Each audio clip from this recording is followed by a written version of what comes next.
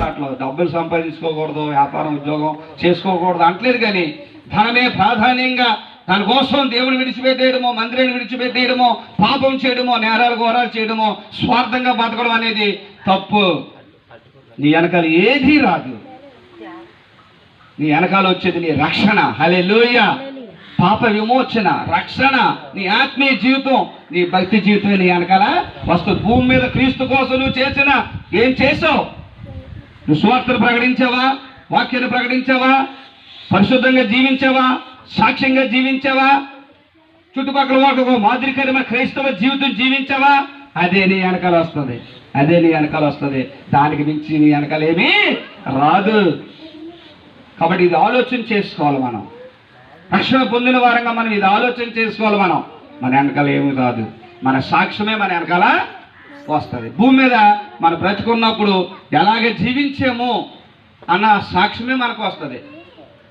ఒకవేళ తాగుబోతులాగా జీవించి తాగుబోతులాగా తాగి తాగి తాగి తాగి విచ్చలవిడిగా తాగేసి డబ్బంతా తాగుడికి ఖర్చు పెట్టేసి తాగుడికి అండ్ అలా తాగి తాగి చచ్చిపోయామనుకో, నీ వెనకాల ఏ సాక్ష్యం వస్తుంది?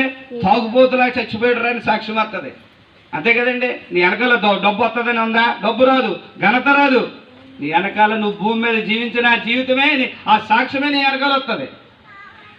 ఒక దొంగగా చచ్చిపోయాడు అని దొంగడని సాక్ష్యం వస్తుంది. ఒక వ్యభిచారిగా చచ్చిపోతే వ్యభిచారి అనే సాక్ష్యం నీ వెనకాల వస్తుంది. తాగుబోతుగా చచ్చిపోతే తాగుబోతని సాక్ష్యం వస్తుంది.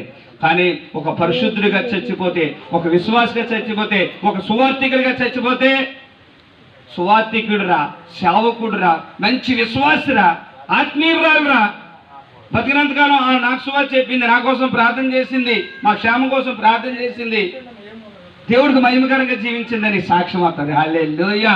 నువ్వు నేను కూడా సంపాదించుకోవాల్సింది ఘనత, ధనము కాదు, కానీ సాక్ష్యం సంపాదించుకోవాలి, రక్షణ సంపాదించుకోవాలి. ఆయన ఎదుట నిలబడినప్పుడు ధైర్యంగా మనము నీతిమంతులుగా మరి నిలబడాలి. అటువంటి కృప మన అందరికీ దేవుడు ఇచ్చును గాక.